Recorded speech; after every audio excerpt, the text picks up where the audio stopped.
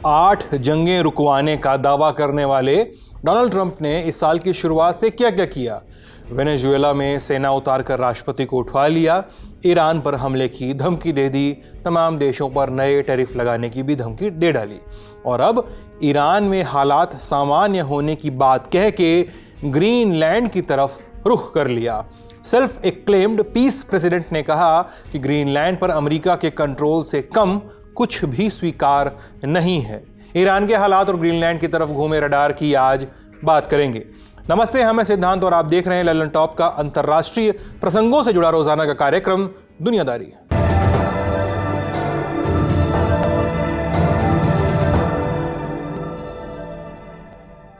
पहले ईरान की बात। 13 जनवरी को डोनाल्ड ट्रंप ने कहा, take over institutions, help is on the way. अगले दिन 14 जनवरी को कहा कि मुझे बताया गया है कि ईरान में हत्याएं कम हो रही हैं और अमेरिका वेट एंड सी की नीति पर है। तो क्या 24 घंटे में ही ईरान में हालात बदल गए हैं? ईरान से याद आया कि वहां के सरकारी टीवी चैनल से ट्रंप को धमकी मिली है। 2024 में ट्रंप पर हुए हमले की एक तस्वीर चैनल पर चलाई गई और नीचे लिखा था कि इस बार निशाना नहीं चूकेगा। दूसरी तरफ ईरान ने 15 जनवरी को एयर स्पेस खोल दिया, 14 को एयर स्पेस बंद किया था। वजह थी ट्रंप की सैन्य कार्रवाई की धमकी। तेहरान में हालात कुछ शांत बताए जा रहे हैं। इरफान सुल्तानी को अब मौत की सजा नहीं दी जाएगी। सुल्तानी को कराच शहर से प्रोटेस्ट के दौरान गिरफ्तार किया गया था। कराच राजधानी तेहरान से 43 किलोमीटर दूर है।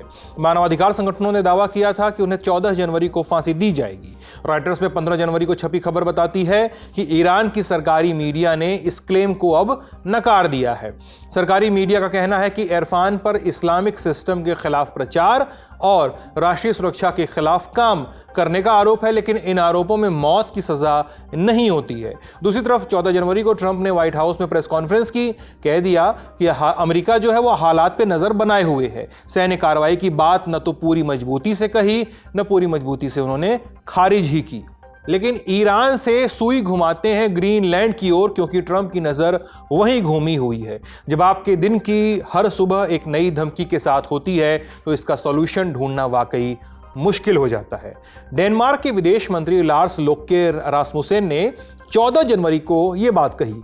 वो और ग्रीनलैंड के एक नेता वाशिंगटन में तब अमेरिकी विदेश मंत्री मार्को रूबियो और उपराष्ट्रपति जेडी वांस के साथ मीटिंग करके एक रूम से बाहर आए थे। बैठक काफी तनाव भरी थी। बैठक से पहले ट्रंप ने ट्रुथ सोशल पे लिखा था कि अगर ग्रीनलैंड अमेरिका के कंट्रोल में नहीं आया तो ये मुझे कतई मंजूर नहीं है। अमेरिका को ग्रीनलैंड अपनी राष्ट्रीय सुरक्षा के लिए चाहिए ही चाहिए। अब 3 जनवरी को वेनेजुएला के राष्ट्रपति निकोलस मादुरो को उठवाने के बाद उसके बाद से ही ट्रंप ग्रीनलैंड का राग अलाप रहे हैं। रासमुसेन कह रहे हैं कि ट्रंप इस आइलैंड पर कब्जा करना चाहते हैं। उन्होंने ये कहा कि we have agreed to disagree, यानी कोई सहमति नहीं बनी। ऐसे कोई संकेत भी नहीं दिए गए कि डेनमार्क जो है वो ग्रीनलैंड को लेकर किसी भी तरह के समझौते के लिए तैयार है। अब उधर ट्रंप ने भी साफ कह दिया है कि ग्रीनलैंड पर वो कोई कॉम्प्रोमाइज नहीं करेंगे। अमेरिका की सुरक्षा, चीन और रूस को रोकने और उनके सिक्योरिटी प्रोजेक्ट गोल्डन डोम के लिए ग्रीनलैंड बेहद जरूरी है। समस्या ये है कि अगर रूस या चीन ग्रीनलैंड पर कब्जा करना चाहें तो डेनमार्क कुछ भी नहीं कर पाएगा, लेकिन हम बहुत कुछ कर सकते हैं। यह आपने पिछले हफ्ते वेनेजुएला में देख ही लिया। ऐसी चीजों से निपटने की ताकत हमारे पास है और हम इसकी नौबत ही नहीं आने देंगे। मैं इस बात पर भरोसा नहीं कर सकता कि डेनमार्क अकेले अपनी रक्षा कर पाएगा। हमें ग्रीनलैंड राष्ट्रीय सुरक्षा के लिए चाहिए और इसमें यूरोप की सुरक्षा भी शामिल है। मैंने नेटो के प्रमुख मार्क रूटे से भी बात की है। वो भी चाहते हैं कुछ ठोस कदम उठाए जाएं। ग्रीनलैंड जो है वो आर्कटिक रीजन के 8 देशों में से एक है। ऐसे तो ये डेनमार्क का हिस्सा है, लेकिन ऑटोनॉमस टेरिटरी है, यानी स्वायत्त क्षेत्र। इसका 80% हिस्सा बर्फ से ढका है और बर्फ की भी 4 किलोमीटर मोटी परत है। लेकिन अब ये पिघल रही है। आर्कटिक रीजन बाकी दुनिया के मुकाबले 4 गुना रफ्तार से तप रहा है। करीब 26 लाख स्क्वायर किलोमीटर बर्फ गायब हो चुकी है। डेटा के मुताबिक इसी बर्फ के नीचे दुनिया की 30% अनएक्सप्लोर्ड गैस और 13% अनएक्सप्लोर्ड ऑयल ये छुपे हुए हैं। इसके अलावा यहाँ कीमती धातुएं सोना, प्लैटिनम, जस्ता, और लौह अयस्क, तांबा, सीसा, मोलिब्डेनम और टाइटेनियम ये सब भी मौजूद बताए जाते हैं। इन सब वजहों से इस आइलैंड पर ट्रंप ही नहीं रूस और चीन की भी नज़र बनी रहती है। और कितना ज़रूरी है ग्रीनलैंड ये हम आपको दुनियादारी के 7 जनवरी के एपिसोड में बता चुके हैं, लिंक आपको डिस्क्रिप्शन में मिल जाएगा। अब आज बात करनी है कि ट्रंप अपने मंसूबों को पूरा करने के लिए क्या करेंगे और यूरोप उन्हें कैसे रोकेगा। 3 जनवरी को वेनेजुएला में ट्रंप की मनमानी पर यूरोप ने चुप्पी साध ली थी। इसके ठीक बाद ट्रंप के सलाहकार स्टीफन मिलर ने सीएनएन को दिए एक इंटरव्यू में पूरे ताव में कहा था कि कोई अमेरिका से नहीं लड़ेगा। ये बात वो ग्रीनलैंड के कॉन्टेक्स्ट में कह रहे थे, लेकिन क्या मिलर सही है? पिछले कुछ दिनों में माहौल थोड़ा बदला है। यूरोप के 6 बड़े देशों France, Germany, Spain, Italy, Poland और ब्रिटेन, इनके नेताओं ने मिलकर एक साझा बयान जारी किया। इसमें उन्होंने डेनमार्क की संप्रभुता का समर्थन किया, ट्रंप को 2 टूक चेतावनी दी कि ग्रीनलैंड से दूर रहें। उनका कहना था कि ग्रीनलैंड वहां के लोगों का है, ग्रीनलैंड और डेनमार्क से जुड़े फैसले सिर्फ वही दोनों ले सकते हैं, कोई और नहीं। लेकिन फिर 14 जनवरी को वॉशिंगटन में हुई बातचीत नाकाम हो गई। तो अब ग्रीनलैंड के लिए ये यूरोपीय देश किस तरह की लड़ाई लड़ने को तैयार हैं? नेटो में शामिल कई देशों ने ग्रीनलैंड में अपने सैनिकों को भेजना शुरू कर दिया है। ये सैनिक डेनमार्क के साथ मिलकर ज्वाइंट एक्सरसाइज में हिस्सा लेंगे। जर्मनी, स्वीडन, फ्रांस और नॉर्वे ने कंफर्म किया है कि वे इस हफ्ते अपने सैनिक ग्रीनलैंड भेज रहे हैं। वहीं कनाडा और फ्रांस ने कहा है कि वे आने वाले हफ्तों में ग्रीनलैंड की राजधानी नूक में अपने कॉन्सुलेट भी खोलेंगे। आने वाले दिनों में नेटो के सैनिक ग्रीनलैंड में ज्यादा संख्या में दिखाई देंगे। उम्मीद है कि सैन्य विमानों और जहाज़ों की आवाजाही भी बढ़ेगी। जाहिर है, नेटो के साथ हुए समझौते के तहत वे इस इलाके में सैन्य अभ्यास करेंगे। यूँ तो आमतौर पे नेटो कंट्रीज का एक दूसरे के यहाँ सैनिक भेजकर ट्रेनिंग करना कोई नई बात नहीं है। आर्कटिक क्षेत्र में पिछले कई सालों से अमेरिका समेत सभी सहयोगी देश मिलकर सैन्य अभ्यास बढ़ाने की कोशिश कर रहे हैं। लेकिन इस बार यूरोपियन कंट्रीज की मिलिट्री एक्सरसाइज का समय और उनका मैसेज दोनों ही बहुत अहम है। नेटो के भीतर इस समय जो तनाव है उसमें ये कदम एकजुटता दिखाने का साफ संकेत माना जा रहा है। अब डेनमार्क के जो रक्षा मंत्री है उन्होंने कहा कि ग्रीनलैंड पर अमेरिकी हमला जो है उसकी बात पूरी तरह से काल्पनिक है। कोई नेटो कंट्री दूसरे सदस्य पे हमला नहीं करेगा। लेकिन इसी डेनमार्क ने कुछ दिनों पहले एक वार्निंग भी दी थी। कहा था कि अगर ग्रीनलैंड पे हमला हुआ तो नेटो लगभग खत्म हो जाएगा।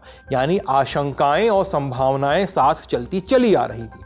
अब डेनमार्क का हिस्सा होने के नाते ग्रीनलैंड खुद भी नेटो का एक सदस्य है। ट्रंप का कहना है कि नेटो को ग्रीनलैंड हासिल करने में अमेरिका की मदद करनी चाहिए।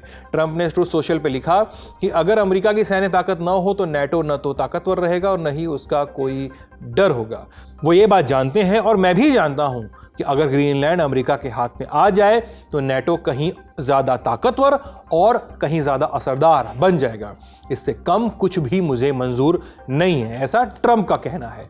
नेटो के इतिहास में अनुच्छेद 5 का इस्तेमाल सिर्फ एक बार हुआ है, 11 सितंबर 2001 के बाद, जब अमेरिका के ट्विन टावर्स पे अलकायदा ने हमला किया था, आतंकी हमला किया था और नेटो कंट्रीज में ने मिलकर अफगानिस्तान में अलकायदा के खिलाफ ऑफेंसिव चालू किया था।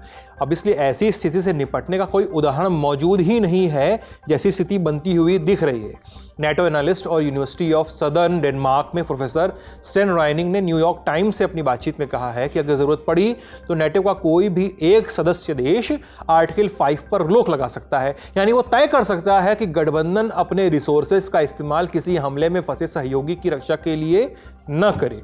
अगर अमेरिका ग्रीनलैंड पे हमला करता है तो वो बिना किसी शक नेटो को दखल देने से रोक देगा। ऐसी हालत में नेटो पूरी तरह से फंस जाएगा। लेकिन क्या ऐसा होगा, ये समझते हैं। यूरोप बौखला गया है डोनाल्ड ट्रंप की इस चाल से कि वो ग्रीनलैंड हासिल करना चाहते हैं, या तो उसे खरीदना चाहते हैं या उसे एनेक्स करना चाहते हैं। ये बात उन्होंने क्लियर किया कि कोई alternative short of full control उनके लिए एक्सेप्टेबल नहीं है। यूरोप के पास कोई हथियार नहीं है, यूरोप के पास कोई ऐसा लेवरेज नहीं है जिससे वो अमेरिका को रोक सके। ना वो उसे धमकी दे सकते हैं, ना सैंक्शंस लगा सकते हैं अमेरिका के साथ, ना उससे ट्रेड करना छोड़ सकते हैं। वो पूरी तरह से उनकी इकोनॉमी, उनका सिक्योरिटी अमेरिका पे डिपेंडेंट है। लेकिन वो जानते हैं कि अमेरिका खुद इसको वैल्यू करता है नेटो को, इसलिए कह रहे हैं कि अगर आप हम पे हमला करें यूरोप पर, डेनमार्क पर या ग्रीनलैंड पर, तो इससे नेटो खत्म हो जाएगा। मुझे नहीं लगता दे आर ट्राइंग टू से दिस, क्योंकि वो जानते हैं कि खुद रिपब्लिकन्स भी नेटो की बहुत वैल्यू करते हैं, because it is the main instrument जो वेस्ट की एज ए सिविलाइजेशन की हिफाजत करता है। तो मुझे लगता है कि वो कोशिश कर रहे हैं कि ये धमकी से ट्रंप रुक जाएं, लेकिन अगर ट्रंप आगे बढ़ते हैं और खुद नेटो को डिसॉल्व करते हैं तो ये तो यूरोप खत्म हो जाएगा। लेकिन अगर ट्रंप नेटो को डिसॉल्व करे बगैर ही वो अगर ग्रीनलैंड को ऑक्यूपाई कर लेते हैं तो मैं आपको गारंटी देता हूं कि यूरोप नेटो को डिसॉल्व नहीं करेगा, क्योंकि उनकी जो रिस्क हैं, सिक्योरिटी रिस्क रशिया को लेकर, चाइना को लेकर, वो खत्म नहीं होंगे by invasion of Greenland. Greenland Denmark के बजाय अमेरिका का हो जाएगा, लेकिन नेटो में ही होगा। तो मुझे नहीं लगता कि नेटो खत्म हो जाएगा unless Trump decides to withdraw. Donald Trump जब भी ग्रीनलैंड की बात करते हैं तो वो इसे हासिल करने की वजह अमेरिका की सुरक्षा बताते हैं। साफ कहते हैं कि ग्रीनलैंड अमेरिका की सुरक्षा के लिए जरूरी है। वो ग्रीनलैंड के सिक्योरिटी स्ट्रक्चर के लिए डेनमार्क पर भरोसा नहीं कर सकते हैं। ऐसे में ग्रीनलैंड पर कब्जा रोकने के लिए यूरोपीय देशों की तरफ से पहला कदम होगा ट्रंप की चिंताओं को ठंडा कर दिया जाए। इसकी शुरुआत हो भी चुकी है। 14 जनवरी को डेनमार्क के विदेश मंत्री रासमुसेन ने कहा कि अमेरिका की चिंताओं को एड्रेस करने के लिए एक हाई लेवल वर्किंग ग्रुप बनाया जाएगा। इसके अलावा ब्रिटेन और जर्मनी ने आर्कटिक इलाके में एक नौ सैनिक निगरानी मिशन आर्कटिक सेंट्री, उस पर भी चर्चा आगे बढ़ाई है। इसमें आर्कटिक रीजन में नौ सैनिक और हवाई निगरानी बढ़ाने का प्रस्ताव है। रशिया और चाइना की बढ़ती गतिविधियों पर भी नजर रखने की बात कही गई है।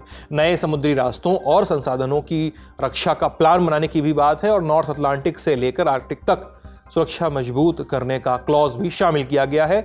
ब्रिटेन के कुछ नेताओं ने यह भी सुझाव दिया है कि ज्वाइंट एक्सपीडिशनरी फोर्स JEF इसके तहत सैनिक तैनात किए जाएं। JEF जो है वो उत्तरी यूरोप जो है वो उसके 10 देशों की एक मिलिट्री पार्टनरशिप है। इन प्रस्तावों में ट्रंप को खुश करने वाली बातें भी लिखी गई हैं, लेकिन इसके साथ साथ डेनमार्क और ग्रीनलैंड के समर्थन में मजबूत रुख भी साफ दिखता है। लेकिन इसे लागू करना कितना और क्यों जरूरी है, इस पर शक बरकरार है। दरअसल ट्रंप की बताई गई चिंताएं असल में गंभीर नहीं लगती हैं। No wonder. अब 1951 में डेनमार्क के साथ हुए एक खुले समझौते के तहत अमेरिका ग्रीनलैंड में जितने चाहे उतने सैनिक तैनात कर सकता है। ग्रीनलैंड पर कब्जे की बात से पहले तक तो डेनमार्क शायद अमेरिका की ज्यादा सैन्य मौजूदगी का स्वागत ही करता। कोल्ड वॉर के बाद अमेरिका ने ग्रीनलैंड में अपनी सैन्य तैनाती घटा दी थी। उसने उत्तर पश्चिम ग्रीनलैंड में मौजूद अपने स्पेस बेस पिटुफिक पर सैनिकों की संख्या 200 से भी कम कर दी थी। आज ये बेस स्पेस मॉनिटरिंग और वॉरिंग रडार के लिए इस्तेमाल होता है। इस बेस को हर साल सप्लाई पहुंचाने के लिए कनाडा के आइस ब्रेकर जहाज की जरूरत पड़ती है। कुल मिलाकर देखें तो सुरक्षा से जुड़ी बड़ी बड़ी चिंताएं भी कुछ ज्यादा ही बढ़ा चढ़ा कर बताई जा रही हैं। ओस्लो के फ्रिट्जॉफ नानसेन इंस्टीट्यूट के आर्कटिक एक्सपर्ट एंड्रियास ओस्थागेन ने बताया कि ग्रीनलैंड के समुद्री इलाकों में नेटो मिशन चलाने का कोई ठोस कारण नहीं दिखता है।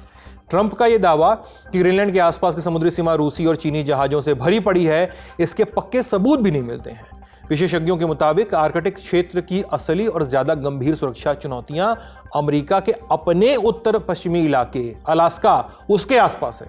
जहां तक उन रेयर अर्थ मिनरल्स और दूसरे खनिजों की बात है जिन पर ट्रंप की नजर है, उनमें से ज्यादातर ग्रीनलैंड की मोटी बर्फ की चादर के नीचे बहुत गहराई में है। ग्लोबल वार्मिंग से बर्फ पिघली जरूर है, लेकिन इसके बावजूद इन मिनरल्स को निकालना इतना महंगा है कि फिलहाल ये लगभग नामुमकिन सा लगता है। वहीं अमेरिकी कंपनियों को खनन के लिए ग्रीनलैंड पर किसी तरह की संप्रभुता बदलने की जरूरत भी नहीं है। वे वैसे ही खनन लाइसेंस के लिए अप्लाई कर सकती हैं, लेकिन हकीकत ये है कि अब तक बहुत कम अमेरिकी कंपनियों ने इसमें दिलचस्पी दिखाई है। फिर भी ट्रंप कहते हैं कि मालिकाना हक बहुत ज़रूरी है और उनकी इस बात को हल्के में नहीं लिया जा सकता। एक पूर्व अमेरिकी राजनयिक के मुताबिक ग्रीनलैंड को अपने कब्जे में लेना ट्रंप की अपनी विरासत छोड़ने की जिद का हिस्सा है। मतलब ये कि अब यूरोप को अपने दूसरे विकल्पों पर भी सोचना पड़ रहा है, ऐसे विकल्प जिनसे ट्रंप को ग्रीनलैंड पर हाथ डालने से रोका जा सके। तो ऐसे में यूरोप की क्या अप्रोच हो सकती है, ये समझते हैं। ट्रूप्स, जैसा कि जर्मनी ने ग्रीनलैंड में ऑलरेडी ट्रूप्स पहुंच रहे हैं जर्मनी के, इसका कोई माने नहीं है कि जर्मनी अमेरिका से लड़ने के लिए तैयार हो गया है। इट जस्ट मीन्स कि अमेरिका इतने मेजर फोर्स के साथ वहां पे अगर गया तो आई कैन गारंटी यू कि 5-10 हज़ार से ज़्यादा फौज रहेंगी, नेवी रहेंगी, अमेरिकन एयरफोर्स वहाँ पे ऊपर से फ्लाई ओवर करते रहेंगे। There is nothing that Europeans are going to do. लेकिन ये यूरोपियन लीडर्स इतने कमज़ोर जो नज़र आ रहे हैं, यूक्रेन के मसले पर भी वो सारे घुटने टेक दिए हैं, टैरिफ के मसले पर भी डोनाल्ड ट्रंप के सामने घुटने टेक दिए हैं। तो वो अपनी ही कंस्टिट्यूएंसीज, अपनी ही वोटर्स को ये दिखाने के लिए देखो हम पूरी तरह से डोनाल्ड ट्रंप के सामने घुटने नहीं टेक रहे हैं, ये स्टेप्स ले रहे हैं जस्ट टू शो कि भाई there is some solidarity, some support. लेकिन इफ ट्रंप डिसाइड्स कि अगर वो डिसाइड करते हैं कि बाय फोर्स ले लेंगे, आई कैन गारंटी यू कि यूरोप नहीं लड़ेगा ग्रीनलैंड के लिए, क्योंकि अगर वो लड़ता है तो it will be finished. America immediately Europe के सारे प्रोजेक्ट्स पे डिफेंस कर देगा। अपनी जो इतने सारे बेसेस है यूरोप में, इतने ट्रूप्स हैं अमेरिका के, वो सारे विड्रॉ हो जाएंगे। अमेरिका की जो इकोनॉमिक और मिलिट्री गारंटीज हैं सपोर्ट यूरोप की, वो खत्म हो जाएंगे। और फिर यूक्रेन का मसला क्या करेंगे? वहां पे भी अमेरिका अपने हथियार देना और बंद कर दे तो यूरोप विल बी फिनिश्ड। तो मुझे लगता है कि वो एक ऐसी सूरत हाल में पहुंच गए हैं कि they are desperately trying to struggle with an impossible situation. वो चाहते हैं कि वो डोनाल्ड ट्रंप को किसी तरह इससे रोक लें, या एटलीस्ट कोई छोटा सा इशू पर, मतलब थोड़े लेस डिमांडिंग, कि डेनमार्क की इज्जत और स्टेट सॉवरेंटी का प्रिंसिपल भी बरकरार रहे और अमेरिका को वो सब मिल जाए। तो जो 1951 में जो ट्रीटी हुई थी, जिसके बेसिस पे अमेरिका को ऑलरेडी ग्रीनलैंड में एक्सेस है, मुझे लगता है वो फैलाकर डोनाल्ड ट्रंप को वो सारी चीजें दे देंगे जो वो चाहते हैं ग्रीनलैंड से, विदाउट ट्रांसफरिंग सॉवरेंटी। तो मुझे लगता है कि डोनाल्ड ट्रंप वांट्स ए, आप कह सकते हैं एक सिंबॉलिक विक्ट्री भी, कि मैंने अमेरिका की टेरिटरी बढ़ा दी, जो कई प्रेसिडेंट्स ने कई सालों से नहीं किया। मतलब आई डोंट थिंक कि पिछले 50-70 साल 80 साल में कोई अमेरिका का इस तरह टेरिटरी एक्सपेंशन हुआ है जो डोनाल्ड ट्रंप चाहते हैं कि भाई मैं व्हाइट हाउस को भी लंबा कर दूंगा, बड़ा कर दूंगा, एक बॉल रूम बनाकर, और फिर मैं अमेरिका की टेरिटरी भी बना दूं। तो शायद वो अमेरिका के टॉप 10 प्रेसिडेंट्स में बन जाएंगे अगर वो टेरिटरी एक्सपैंड करते हैं। बड़ी खबर यहीं तक। अब सुर्खियां। 14 जनवरी को अमेरिका ने गजा में सीज फायर के दूसरे चरण की घोषणा कर दी है। इसकी जानकारी मिडिल ईस्ट में अमेरिका के राजदूत स्टीव विटकॉफ ने सोशल मीडिया पर दी। इस चरण में गजा को चलाने के लिए एक नई समिति बनाई जाएगी। इसमें फलस्तीन के नेता नहीं बल्कि टेक्नोलॉजी और गवर्नेंस को समझने वाले लोग होंगे। ये लोग गजा में रोजमर्रा की गवर्नेंस देखेंगे और उसके आधार पर आगे का खाका पेश करेंगे। अब इस समिति में मौजूद सदस्यों के नाम नहीं बताए गए हैं। स्टीव विटकॉफ ने यह भी साफ कहा कि यह समिति तभी काम शुरू करेगी जब ट्रंप की अगुवाई वाला पीस बोर्ड बनेगा।